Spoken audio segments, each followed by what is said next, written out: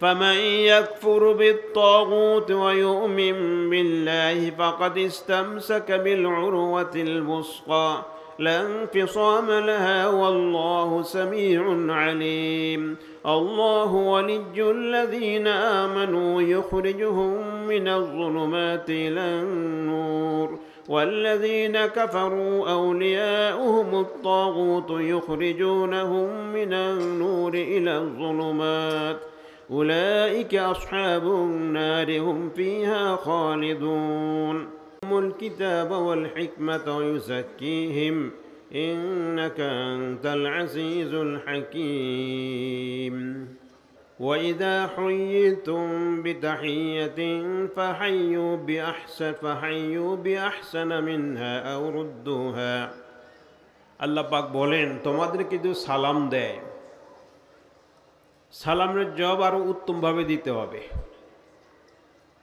অর্থাৎ বাড়িয়ে দিতে হবে। সালাম শান্তির কথা। আর যদি বখিলি করো না পারো ওটুক কমসে ফেরত দেবা। যেমন আপনাকে সালাম দিল আসসালামু আলাইকুম রহমতুল্লাহ, তাহলে আপনাকে কমসে কম রহমতুল্লাহ পর্যন্ত বলতে হবে। আর যদি অবারাকাত বলেন এটা ভালো করলেন। এই জন্য সালামের জবাব যিনি সালাম দেন তিনি যতটুকু সালাম বলেন তার চেয়ে একটা শব্দ বাড়িয়ে বলবে অথবা তার সমান বলবে, কিন্তু কম বলা যাবে না। যদি কেউ সালাম দেয় আসসালামু আলাইকুম রহমতুল্লাহ, আপনি জবাব বললেন ওয়ালাইকুম আসসালাম, তাহলে কিন্তু কোরআনের বিরোধিতা করলেন, কোরআন হলো না। যাই হোক, তো আজকে আমি স্মরণ করছি বিজয়ের মাসে ওই সমস্ত বীর সেনানীদের, বীর যোদ্ধাদের, ছাত্র জনতা যারা 71 সালে রণাঙ্গনে লড়াই করে দেশকে স্বাধীন করেছিল। যদিও আমরা স্বাধীন হয়েছিলাম ঠিকই, কিন্তু আসলে এক দেশ থেকে স্বাধীন হয়ে আরেক দেশের গোলাম হয়েছি। বরং আগে মুসলমানদের গোলাম ছিলাম, অথবা মুসলমানদের আমাদের জুলুম করত, মুসলমানদের আমাদের বৈষম্য করত, যে অর্থবিত্ত এখানে যত খরচ করতো এর ছোট ওখানে বেশি খরচ করতো, এটাই ছিল বৈষম্য। কিন্তু আমাদের প্রতি কোনো নিষ্পেষণ করা, জুলুম ওইভাবে জুলুম অত্যাচার ছিল না, গুম করে ফেলা অথবা জেলে আটকে রাখা, ফাঁসি দেওয়া খামোখা, এটা কি তারা করে নেই। কিন্তু 71 সালে রণাঙ্গনে জীবন বাজিয়ে রেখে যারা লড়াই করেছে, লড়াই করার পর পেলাম কি আমরা পেলাম অমুসলিমদের, একটা নাস্তিক মুশরিকদের তাবেদারিতে রূপান্তরিত হলাম, গোলামিতে রূপান্তরিত হলাম। এতটি বৎসর, আজকে 53 বৎসর তারা আমাদেরকে শোষণ করে যাচ্ছে, তারা গোলাম বানিয়ে রাখছে। শুধু তাই নয়, তাদের ঘোষণা এ দেশ তাদের দেশ। কিভাবে? 71 সালে 16 ডিসেম্বর যখন পাকিস্তান সেনাবাহিনী প্রধান জেনারেল নিয়াজি আত্মসমর্পণ করে, তখন আত্মসমর্পণ করেছিল ইন্ডিয়ান সেনাপ্রধান জেনারেল অরোরার কাছে। বাংলাদেশের এই মুক্তিযুদ্ধের সর্বাধিনায়ক কর্নেল ওসমানীকে সেখানে রাখা হয়নি, অর্থাৎ ইন্ডিয়ার কাছে আত্মসমর্পণ করেছে পাকিস্তান সেনাবাহিনী। এই জন্য এই যে কতদিন আগে মোদি বলেছে এটা আমাদের বিজয়ের দিবস, মানে ওদের বিজয়ের দিবস, এবং ওদের সেনাবাহিনীকে সে অভিনন্দন জানিয়েছে তাদের প্রচেষ্টায় তারা এই দেশকে, পাকিস্তানকে ভেঙে এই দেশকে তাদের অধীনস্থ করেছে। কিন্তু এই দেশ ও ইন্ডিয়ার অধীনস্থ হয়ে থাকার জন্য আসেনি, জালিমের জুলমের শিকার হওয়ার জন্য এ দেশ মুক্ত করা হয়নি। এই জন্য 24 আন্দোলন আমরা দেখতে পাচ্ছি। জুলাই আগস্টে ছাত্র জনতা জীবন বাজি রেখে, নারী পুরুষ সকল স্তরের জনতা মাঠে নেমে জীবন বাজি রেখে 15 বছর বা 16 বছরের জুলমের অবসান ঘটিয়ে, বৈষম্যের অবসান ঘটিয়ে একটি স্বাধীন মুক্ত রাষ্ট্র বাংলাদেশ তারা গঠন করতে সক্ষম হয়েছে। একটা স্বাধীন রাষ্ট্র আমরা পেয়েছি আবার নতুন করে। 2024 সালে 5ই অগাস্ট এই স্বাধীনতা আন্দোলনে যে সমস্ত ছাত্র জনতা জীবন দিয়েছে, আল্লাহ পাক তাদের শাহাদাতের মর্যাদা দান করুন। তাদের পরিবারবর্গকে সবর করার তৌফিক দিন, ন্যায়মাল বদল তাদেরকে দান করুন। যারা এখন হাসপাতালে কাতরাচ্ছে, কারো চোখ চলে গিয়েছে, হাত ভেঙে গেছে, হাত নাই, পা নেই, চোখ নেই, পরা 500 জনের মতো চোখ হারিয়ে ফেলেছে, এখনো প্রতিদিন 2-1 জন মারা যাচ্ছে হাসপাতালে। রব্বুল আলামিন যারা এখন হাসপাতালে গড়াচ্ছে, কাতরাচ্ছে, মেহেরবানি করে অতি দ্রুত তাদেরকে সেবায় কামেলা নসিব করেন ইয়া রব্বুল আলামিন। তাদের পরিবারকে ন্যায়মাল বদল আপনি দান করেন, তাদেরকে উত্তম জাযা আপনি দান করেন। এদেশ যে উদ্দেশ্যে আল্লাহ এই ছাত্র জনতা জীবন দিয়েছে, জুলমের অবসান ঘটে ইনসাফ প্রতিষ্ঠা করার জন্য, আদল প্রতিষ্ঠা করার জন্য, যাতে করে আবার ইনসাফ প্রতিষ্ঠা হতে পারে, জুলমের অবসান হতে পারে, আবার যেন কোনো স্বৈরাচারী শাসক না বসতে পারে, সেই জন্য রব্বুল আলামিন দ্বারা আমরা কামনা করি আল্লাহ আমাদেরকে তৌফিক দান করুন। পাকিস্তান হয়েছিল একটা মুক্ত রাষ্ট্র ইসলামকে প্রতিষ্ঠা করার জন্য, ইসলামের বিধান বাস্তবায়ন করার জন্য। মুসলিম অধ্যুষিত এলাকা মুক্ত হয়েছিল ইসলামকে এদেশের বুকে প্রতিষ্ঠা করার জন্য, কোরআন প্রতিষ্ঠা করার জন্য। পাকিস্তানে 24 বছর তারা তা করেনি, কিন্তু তবু যারা এই কাজটা করতে যাচ্ছিল বা করতেছিল, তাদের প্রতি এত জুলুম, অত্যাচার, নির্যাতন, নিপীড়ন চালায়নি। কিন্তু পরবর্তী পর্যায়ে যখন আমরা আরেকটি দেশের গোলাম হয়ে গেলাম, সেই গোলামিতে এই দেশে কোনো তাফসির চলে না, এদেশে কোনো ইসলামী কথা বলা যায় না। তাফসির করতে বসতে বলে কি বলে, ধ্বংসাত্মক কোনো কাজের জন্য ওরা একত্রিত হয়েছে, গোপন পরামর্শ করছে। এই বলে বলে এদেশের অসংখ্য যুবকদেরকে, অসংখ্য ধর্মপরায়ণ মানুষকে ধরে নিয়ে গুম করেছে, কাউকে হত্যা করেছে। আমার এক ছাত্র, MA ক্লাসের ছাত্র, বয়স 22 বছর বেশি হবে না, ছোট, একদিন কোমর বাঁকা করে হাঁটে, এমনি গুজে হাঁটে। আমি গুজে হাঁটে কেন, যে পুলিশ এখানে বাড়িয়ে তার কোমরটা ভেঙে দিয়েছে। আরেকটা ছাত্র মনির তার নাম, কয়েকদিন জেলে ছিল, কয়েকদিন পরে লাঠি ভর দিয়ে আসছে। কি হয়েছে, ধরে নিয়ে বাথরুমে নিয়ে গুলি করে হাড্ডিগুলি নষ্ট ভেঙে দিয়েছে, যার কারণে লাঠি ভর দিয়ে হাঁটে। তারপর আবার তাকে অ্যারেস্ট করছে। তাহলে আর জুলমের কোন পর্যায়ে গিয়ে পড়ছে তারা? এর অতিরিক্ত জুলুম আর কি হতে পারে? আল্লাহ পাক এই 24-এর আন্দোলনে যারা জীবন দিয়েছে, রব্বুল আলামিন এই জীবন যেন বৃথা না যায়, তাদের জীবনটা যেন বৃথা না যায়। যে লক্ষ্যে, যে উদ্দেশ্য সাধনে দেশের মানুষকে মুক্ত করার জন্য, জুলমের অবসান করে ইনসাফ প্রতিষ্ঠার জন্য, ইসলামী আইন বাস্তবায়নের জন্য, কোরআন বিধান বাস্তবায়নের জন্য যারা জীবন দিলেন, রব্বুল আলামিন এ দেশটা আপনি সে কোরআনের জন্য আপনি কবুল করে নিন, ইসলামের জন্য কবুল করে নেন। এদেশে মুসলিমরা যেন মাথা উঁচু করে দাঁড়াতে পারে, পৃথিবীর বুকে যাতে তারা স্বাধীন রাষ্ট্র নাগরিক হিসাবে মাথা উঁচু করে মুক্তভাবে চলতে পারে, সেই তৌফিক তাদেরকে নসিব করে ইয়া রব্বুল আলামিন। রব্বুল আলামিন আমাদের সকলকে আপনি কবুল করে নেন।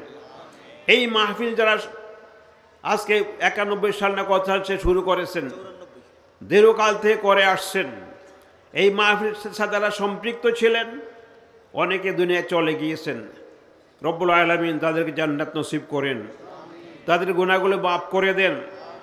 এখন যারা কাজ করে যাচ্ছেন মাহফিলকে বাস্তবায়ন করার জন্য, আল্লাহ তাদের সাহস শক্তি আরও বাড়িয়ে দেন, শক্তি সামর্থ্য সব বাড়িয়ে দেন। এলাকার জনগণকে আল্লাহ কোরআনের প্রতি আরও আকর্ষণ সৃষ্টি করে দেন। এই যে দেশের জনগণকে আল্লাহ, এই এলাকার মানুষকে কোরআনের জন্য স্যাক্রিফাইস করার তৌফিক আপনি দান করেন ইয়া রব্বুল আলামিন। রব্বুল আলামিন, এই মাহফিল আবার শুরু হয়েছে এই বছর থেকে, মাঝখান থেকে বন্ধ ছিল। যারা নামধারী মুসলমান আবার তসবিহ নিয়ে ঘুরে, রাতে নাকি 70-80 জায়গায় তাহাজ্জুদ পড়ে, তাদের দ্বারা এদেশে তাফসির বন্ধ হয়েছে। আবার যাতে তাফসির এই বছর শুরু হয়েছে, কিয়ামত পর্যন্ত এই তাফসির মাহফিল যাতে বহাল থাকে, কোন চক্র এসে যেন এই তাফসিরকে বন্ধ করতে না পারে, রব্বুল আলামিন সেই তৌফিক নসিব করি ইয়া রব্বুল আলামিন। দিনী ভাই বোনেরা, আমাকে একটা বিষয়ের উপরে কথা বলার জন্য পরামর্শ দেওয়া হয়েছে, সে তাজকিয়াতুন নফস। আপনারা এই কথা শুনে থাকেন পীরদের কাছ থেকে, সুফিদের কাছ থেকে সাধারণত। আমি খুব বেশি লম্বা করব না, যদি অনেক কথা আছে এই ব্যাপারে, বিশাল বিশাল ভলিউম বই আছে। তাজকিয়াতুন নফসের প্রয়োজন কেন, কিভাবে হবে, নফস কত প্রকার, আমি খুব শর্টে ইনশাল্লাহ শেষ করার চেষ্টা করব। তাজকিয়া বাণী হইল পরিশুদ্ধকরণ, পরিশুদ্ধ করেন, পিউরিফাই করা। নফস মানে আত্মা। ওই যে এক ভাই বলছেন আত্মার মাগফিরাত কামনা করি, এই একটা ভুল প্রচলন আমার দেশে আছে, মনে কিছু নেবেন না, আমি ভুলটা সংশোধন করে দিই।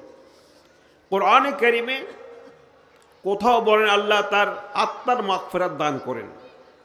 যত জায়গায় যত আয়াত আছে সব আয়াতে বলছে আল্লাহ তাকে মাফ করেন।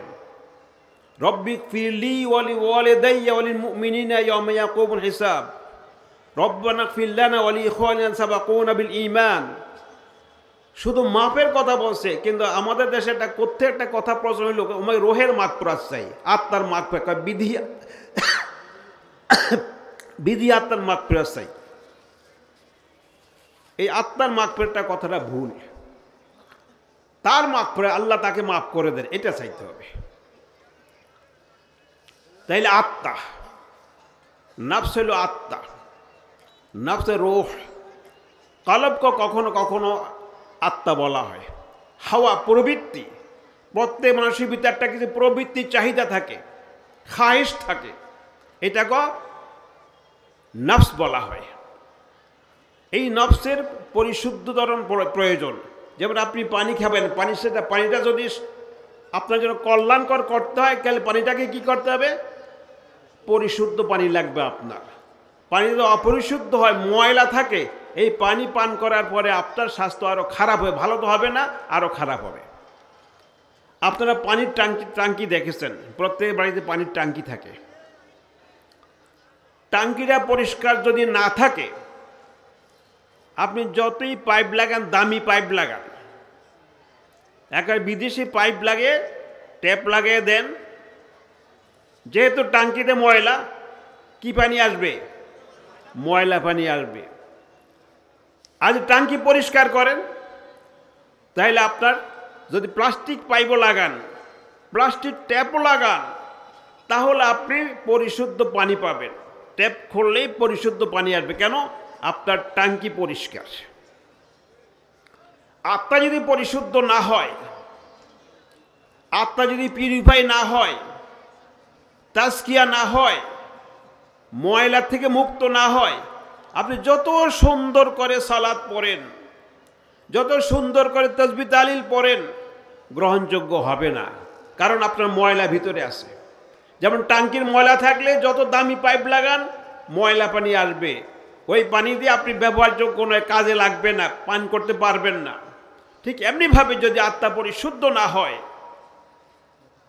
তাহলে আপনার আমল, আমার আমল কোনোটাই পরিশুদ্ধ হবে না। যতই সুন্দরভাবে করি না কেন, ওটা উপকার হবে না, কার্যকর হবে না। আপনার জমিন চাষ করেন, এলাকায় যেহেতু কৃষি খামারটা আছে, জমিন চাষ করার পূর্বে কৃষক কি করেন? আগে জমিন হাল চাষ দেন, আগাছা পরগাছা উপড়ে ফেলে দেন, পাথর টাথর ইত্যাদি ফেলে দেন, বড় চাকাগুলি ভেঙে মিহিন করে ফেলেন, জমিনটা একবারে ক্লিন করে ফেলেন, তারপর আপনার কাঙ্ক্ষিত মানের বীজ বপন করেন আপনি। তাইলে আশা করা যায় আপনি আপনার কাঙ্ক্ষিত ফলন আপনি পাবেন। আর যদি আগাছা পরগাছা বহাল তবিয়ত থাকে, তারপরে ময়লা আবর্জনা সব ঠিকঠাক মতো থাকে, আপনি যত উন্নত মানের বীজ বপন করেন না কেন, আপনি গাজীপুর থেকে ধান গবেষণা কেন্দ্র থেকে আপনি ধানের বীজ নিয়ে আসলেন, যত উন্নত মানের বীজ হোক না কেন আপনি কাঙ্ক্ষিত মানের ফলন পাবেন না। এই জন্য আগে প্রথম দায়িত্ব হলো আপনি কি করবেন? আগে ওটা পরিষ্কার করেন। আপনি আগে জমিন পরিষ্কার করেন। আমার জমিন হলো আমার নফস, আমার রূহ, আমার কলব। এই জমিন যদি পরিষ্কার না হয়, আমার রূহ যদি পরিষ্কার না হয়, আত্মা যদি পরিষ্কার না হয়, তাইলে আমার আমল গ্রহণযোগ্য হবে না, কবুল হবে না। এই জন্য এটা তাসকিয়া প্রয়োজন, পরিশুদ্ধকরণ প্রয়োজন। আল্লাহ পাক কোরআন করে বলেন, فَمَنْ يَكْفُرُ بِالطَّاغُوتِ وَيُؤْمِنْ بِاللَّهِ فَقَدِ اسْتَمْسَكَ بِالْعُرْوَةِ الْوُثْقَى لَا انفِصَامَ لَهَا وَاللَّهُ سَمِيعٌ عَلِيمٌ اللَّهُ وَلِيُّ الَّذِينَ آمَنُوا يُخْرِجُهُم مِّنَ الظُّلُمَاتِ إِلَى النُّورِ وَالَّذِينَ كَفَرُوا أَوْلِيَاؤُهُمُ الطَّاغُوتُ يُخْرِجُونَهُم مِّنَ النُّورِ إِلَى الظُّلُمَاتِ أولئك أصحاب النار هم فيها خالدون فمن يكفر بالطاغوت, তাগুতকে যে অস্বীকার করে, মন থেকে উৎখাত করে ফেলে, তাগুতি চিন্তা চেতনা বিশ্বাস যদি মন থেকে দিল থেকে উৎখাত করে উপড়ে ফেলে দেয়, ওয়ায়ুমিন বিল্লাহ, আগে প্রথম কাজ হলো অন্তরকে পরিশুদ্ধ করা তাগুতি চিন্তা থেকে। তাগুত কি? সীমা লঙ্ঘনকে করে। আল্লাহর প্রত্যেক জায়গায় সীমা দিয়েছেন, সীমারেখা দিয়ে দিয়েছেন। এই যে সীমারেখা যদি দেখা যায় না, বর্ডার তিনি দিয়ে দিয়েছেন। যেমন একজন জেলি, তার বর্ডার চতুর্পাশ দেয়াল দেয়া আছে। আল্লাহ পাক দেয়াল দিয়েছেন, দেখা যায় না কিন্তু দেয়াল দেয়া আছে। আপনি দেখবেন একটা সীমা, একটা দেয়াল দেয়া আছে, এর বাইরে দেখতে পারবেন না। আপনি শুনবেন, এর বাইরে কথা শুনতে পারবেন না। আপনি আয় করবেন, এর বাইরে আয় করতে পারবেন না। আপনি ব্যয় করেন, এর বাইরে ব্যয় করতে পারবেন না। আপনি এই ওদিকে যাবেন, এর বাইরে যেতে পারবেন না, ইত্যাদি। সকল যে একটা বর্ডার দিয়ে আল্লাহ পাক দিয়েছেন। এবং তিনি বলেছেন, তিলকা হুদুদুল্লাহি ফালা তা'তাদুহা ওয়া মান ইয়াতা'আদ্দা হুদুদাল্লাহি ফাউলাইকা হুমুজ যালিমুন। এই যে সীমারেখা দিলাম, আমি বর্ডার দিয়ে দিলাম, এই সীমারেখা কেউ লঙ্ঘন করবে না। এই সীমারেখা যে লঙ্ঘন করবে সে জালিম, সে পাপাচারী, পাপিষ্ঠ। তাহলে অন্তরকে পরিশুদ্ধকরণ এটা আগে প্রথম প্রয়োজন। জমিন পরিষ্কার করি, আমার অন্তরের জমিন, আমার কলব হলে জমিন, আমার আত্মা হলে জমিন। এই জমিনকে আগে ক্লিন করেন, পরিষ্কার করেন, এটার নাম তাসকিয়া। এটা এখানে যদি আপনি শিরকি আকীদা রাখেন, নাস্তিকবাদী চিন্তা চেতনা লালন করেন, কুফরি চিন্তা বিশ্বাস লালন করেন, আর যতই আপনি ইবাদতবন্দি করেন, যদি মুখে আপনি কালিমা জিকির করেন, যদি আপনি তাসবিহ তাহলিল যতই পড়েন, যদি নফল নামাজ পড়েন, আপনার আমল গ্রহণযোগ্য হবে না। এই যে আত্মার তাসকিয়ার প্রয়োজন। আপনি দেখবেন মহিলা কাঁথা সিলায়, বিশেষ করে বর্ষাকালে কাঁথা সেলে যখন শিলায়, সুতার গোড়া দিয়ে একটা গিট্টু দেয়, একটা গিরা দেয়। কেন গিরা দেয়? তাইলে সেলাইগুলো থাকবে। আর যদি গিরা না দিয়ে সারা রাত সেলাই করে, সকালে উঠে দেখবে যে সেলাই একটাও নাই, কারণ গোড়া গিরা ছিল না। এটার নাম হলো এটা হলো আত্মাকে পরিশুদ্ধ করে গিরা দেওয়া। এই গিরাটা না দিলে যেমন সেলাই হয় না, এই গিরাটা না লাগালে আপনার আমল ঠিক হবে না। এই জন্য এই গিরা প্রয়োজন। এটার নাম হলো আত্মার পরিশুদ্ধকরণ। এই জন্য তাজকিয়াতুন নফস এই জন্য বলা হয় যে আত্মার পরিশুদ্ধ, এটাকে শিরক থেকে, কুফর থেকে, নাস্তিকবাদের চিন্তা চেতনা থেকে, বেদাত থেকে, কুফরি থেকে, সব কিছু থেকে মুক্ত করে এটাকে একমাত্র আল্লাহর দিকে ফিরে আনতে হবে। তারপরে ওয়ুমিন বিল্লাহ, তারপরে ঈমান আনলে কাজে লাগবে। আপনি সারাদিন লা ইলাহা ইল্লাল্লাহ জিকির করেন, কোনো লাভ হবে না যদি আপনার আত্মা পরিশুদ্ধ না হয়। কারণ এই লা ইলাহা ইল্লাল্লাহ আপনি কি কত শুদ্ধ উচ্চারণ করতে পারি। আরবের আবু জাহেল, আবু লাহাব, মুশরিকরা আমার চেয়ে আরো সুন্দরভাবে তারা উচ্চারণ করতে সক্ষম, তারা এই ভাষাভাষী লোক, কিন্তু এই কলেমাকে তারা পড়ে নাই। আমাকে উচ্চারণ ভালো করতে পারবে। এবং রাসূল বললেন, মান ক্বালা লা ইলাহা ইল্লাল্লাহ দাখালাল জান্নাহ, যে লা ইলাহা ইল্লাল্লাহ বলবে সে জান্নাতে প্রবেশ করবে। তাহলে আবু জাহেল, আবু লাহাবের কি সমস্যা ছিল এই কালেমা পড়তে? কারণ এই কালেমা তারা বুঝছে, তারা যে অন্তরকে আমার এই মূর্তি পূজার চিন্তা থেকে অন্তরকে পরিশুদ্ধ করতে হবে। আমি যে মানুষের জুলুম অত্যাচার করি, নির্যাতনে নিপীড়ন করি, এ থেকে আমার অন্তরকে পরিশুদ্ধ করতে হবে, নতুবা আমার এই লা ইলাহা ইল্লাল্লাহ বলা দিয়ে কোনো ফায়দা হবে না। এই জন্য আরবের মুশরিকরা লা ইলাহা ইল্লাল্লাহ, রাসূল বললেন আমি তোমাদের একটা কথা বলতেছি, কি কুলু লা ইলাহা ইল্লাল্লাহ তুফলিহু, তোমরা লা ইলাহা ইল্লাল্লাহ বলো, তাহলে তোমার সফলতা লাভ করবে। জীবনের সকল ক্ষেত্রে সফলতা আসবে। জীবনে এমন কোনো সেক্টর নেই যেখানে সফলতা আসবে না। ব্যক্তি জীবন থেকে রাষ্ট্রীয় জীবন, আন্তর্জাতিক জীবন, আপনার মাথা থেকে পা থেকে মাথা, দিন সকাল থেকে সন্ধ্যা, সন্ধ্যা থেকে সকাল, সকল পর্যায়ে আপনার কল্যাণ আসবে, সফলতা আসবে যদি লা ইলাহা ইল্লাল্লাহ পড়ি। তাই লা ইলাহা ইল্লাল্লাহ আরবের মুশরিকরা পড়ল না কেন? যে তারা শিরকি আকীদা লালন করে, এই আকীদা তারা মুছতে পারবে না।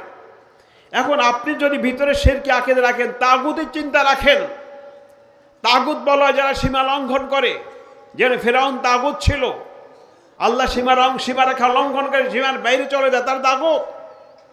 যারা আল্লাহ বিরুদ্ধে আইন বাস্তবায়ন করতে চায় তারা তাগুত। মন গড়া আইন দিয়ে রাষ্ট্র চালাচ্ছে তারা তাগুত। যে সমস্ত পিসাবেরা নিজেদেরকে গায়েব জানে বলে বিশ্বাস করে তারা তাগুত। যে সমস্ত বিশ্বাস আল্লাহর কোরআন সুন্নাহকে বাদ দিয়ে নিজের তরিকা আবিষ্কার করে তারা তাগুত। এই তাগুতকে যদি বর্জন করতে না পারা যায়, ঈমান কোনো কাজে লাগবে না। এই যে আল্লাহ পাক বলেন, فَمَن يَكْفُرْ بِالطَّاغُوتِ وَيُؤْمِن بِاللَّهِ فَقَدِ اسْتَمْسَكَ بِالْعُرْوَةِ الْوُثْقَى لَا انفِصَامَ لَهَا وَاللَّهُ سَمِيعٌ عَلِيمٌ। فَمَن يَكْفُرْ بِالطَّاغُوتِ, এর আগে জমিন ক্লিন, আগে তারপর লা ইলাহা ইল্লাল্লাহ। এই যে ফামান ইয়াকফুর বিত্তাগুত, তারপর হলো ওয়া ইউমিন বিল্লাহ, আল্লাহর উপর ঈমান আনে। তাহলে আগে কুফরকে অন্তর থেকে মুছে ফেলেন, তারপর ওয়া ইউমিন বিল্লাহ, তারপর আল্লাহর উপর ঈমান আনেন। তাহলে ঈমানটা পরে, জমিনে বীজ বপন করবেন পরে, আগে আপনি জমিন পরিষ্কার করেন। এটার নাম হলো তাজকিয়াতুন নফস, আগে পরিষ্কার করা, ক্লিন করা।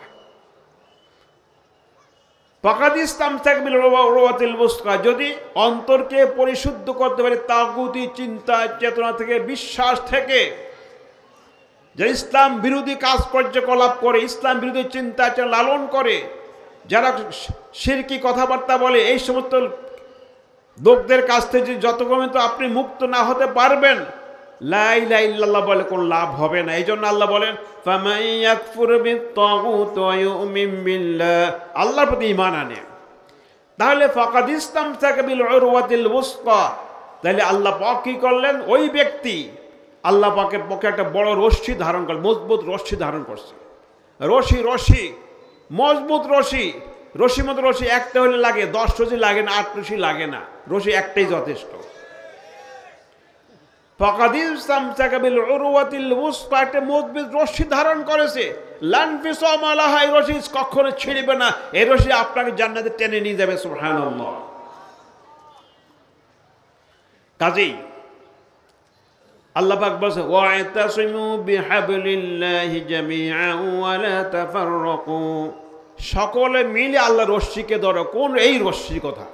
যে রশ্মি হইল অর্থাৎ কোরআনে কারীমের রশ্মি, আল্লাহর দ্বীনের রশ্মি, অর্থাৎ যে তাগুতকে উৎখাত করবে, আল্লাহর প্রতি ঈমান আনয়ন করবে, সেই হলো রশ্মি ধারণ করলো আল্লাহ পাকের রশ্মি। কিন্তু আপনি তাগুত সব রাখবেন আর এক হয়ে যাবেন, আল্লাহর রশ্মি ধারণ করবেন, কখনো সফল হবেন না। রেজিস্ট্রেশন লাগে আগে। আপনি এসএসসি পরীক্ষা দিবেন, পরীক্ষা তো পরে, আগে রেজিস্ট্রেশন করেন।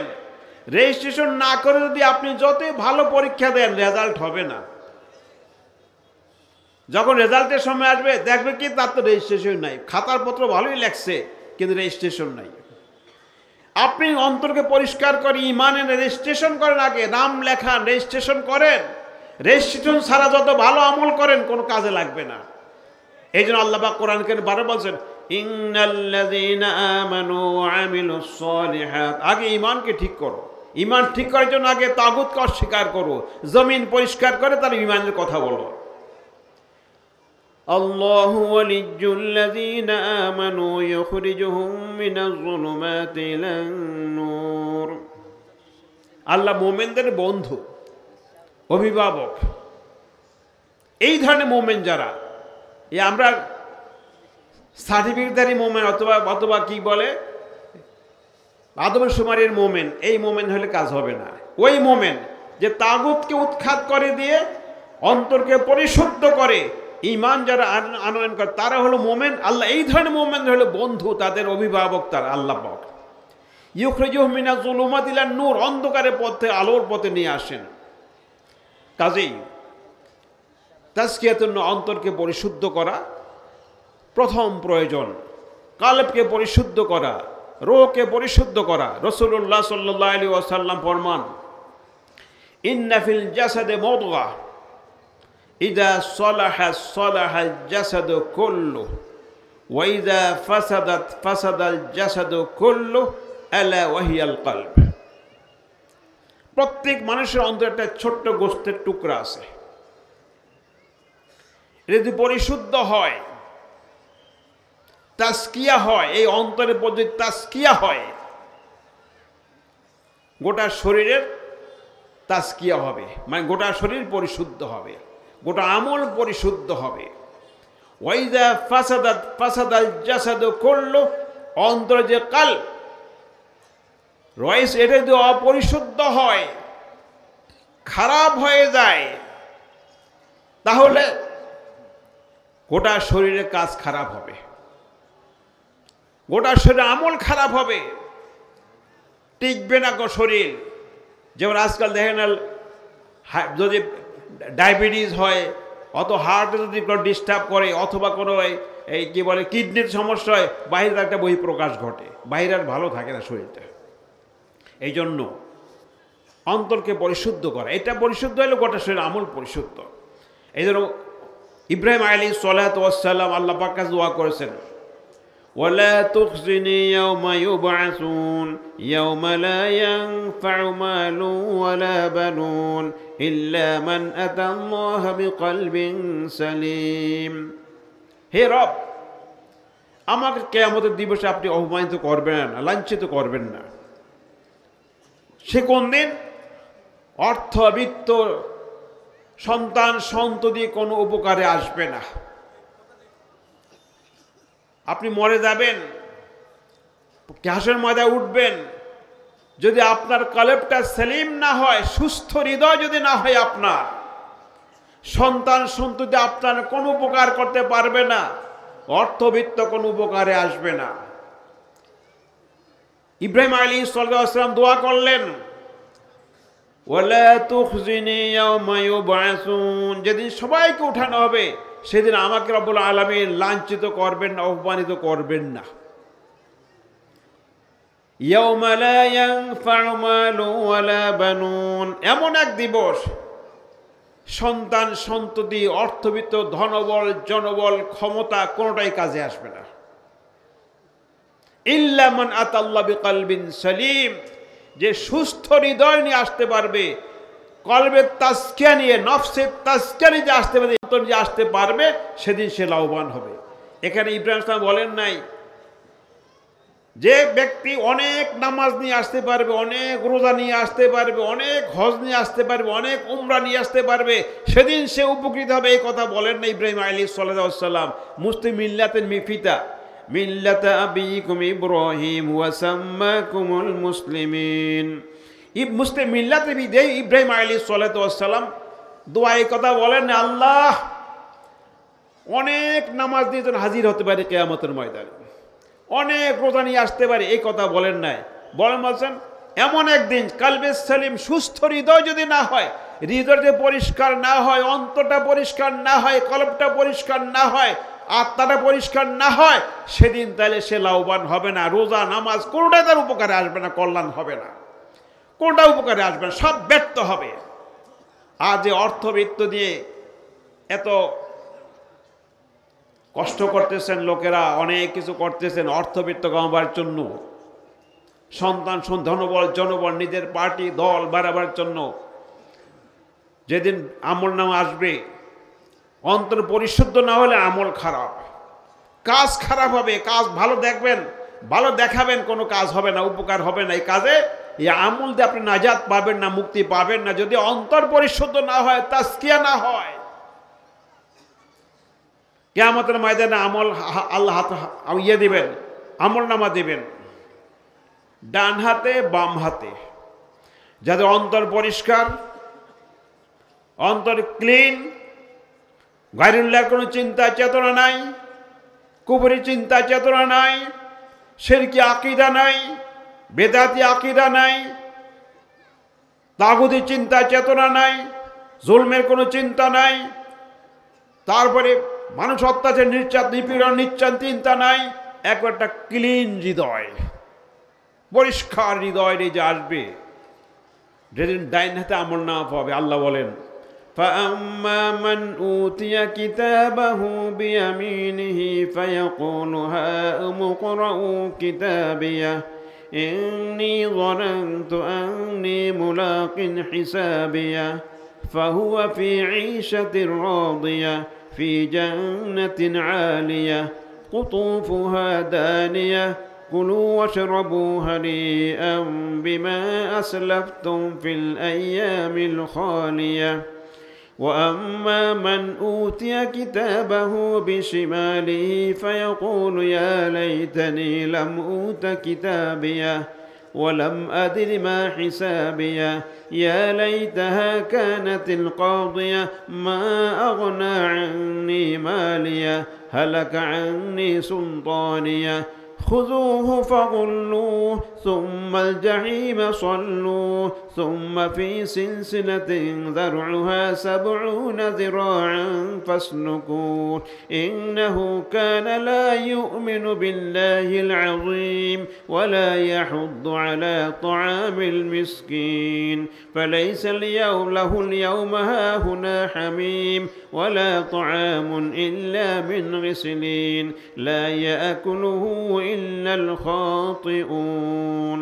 এই দুই দল সম্পর্ক, যাদের হৃদয় পরিষ্কার, ক্লিন হৃদয়, যাদের আত্মা যাদের পরিষ্কার, ভেজাল মুক্ত, তার ডান হাতে আমলনামা পাবে,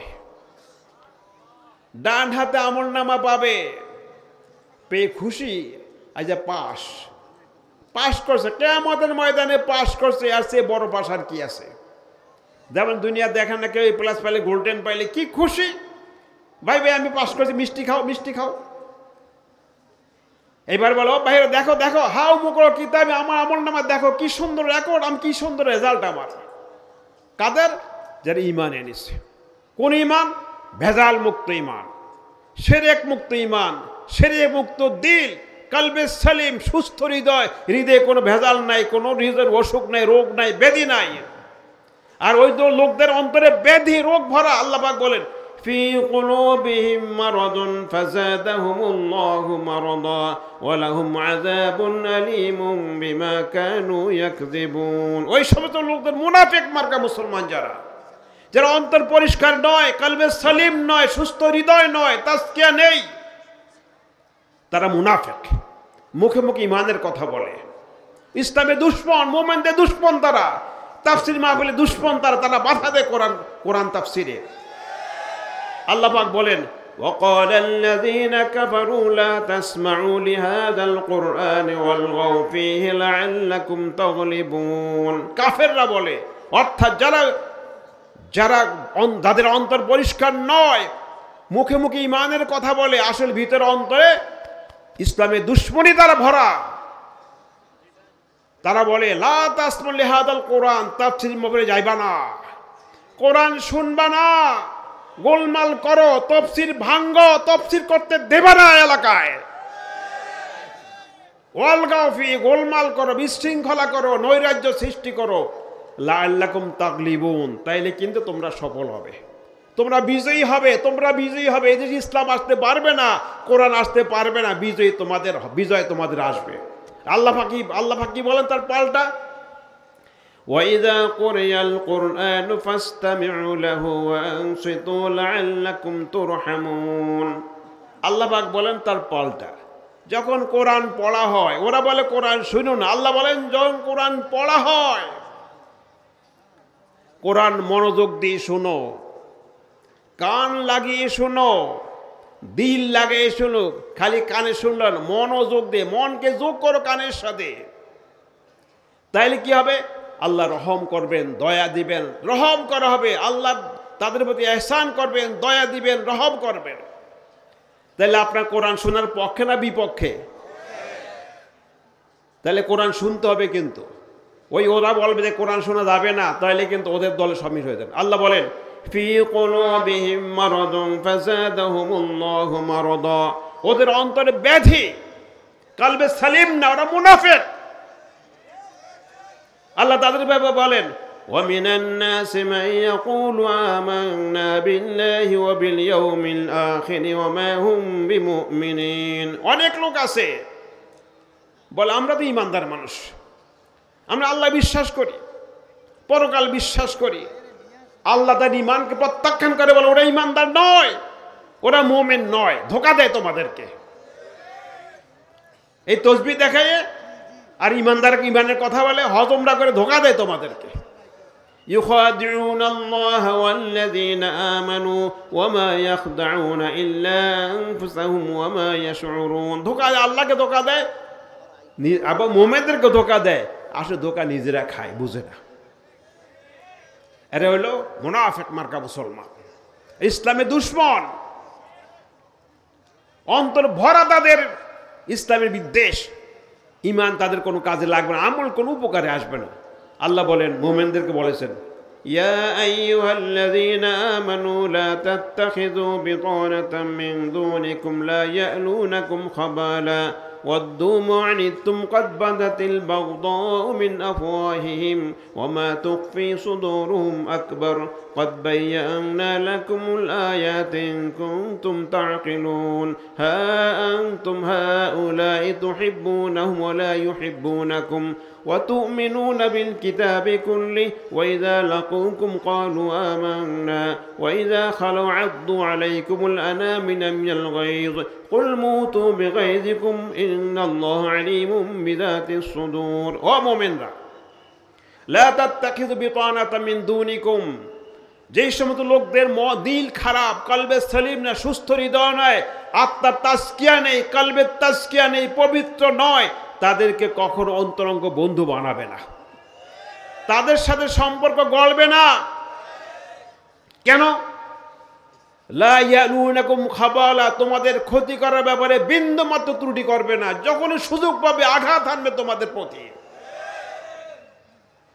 ওয়াদ্দু মা আনিতুম, তাদের আশা হলো, সব তারা কামনা করে তোমরা বিপদে পড়ো। মুসলমানরা বিপদে পড়ে এটা তারা চায়। ওরা ফাঁসি ঝুলুক, ওরা জেলখানা যাক, ওরা গুম হোক, ওরা নির্যাতিত নিপীড়িত, ওরা এটা পছন্দ করে।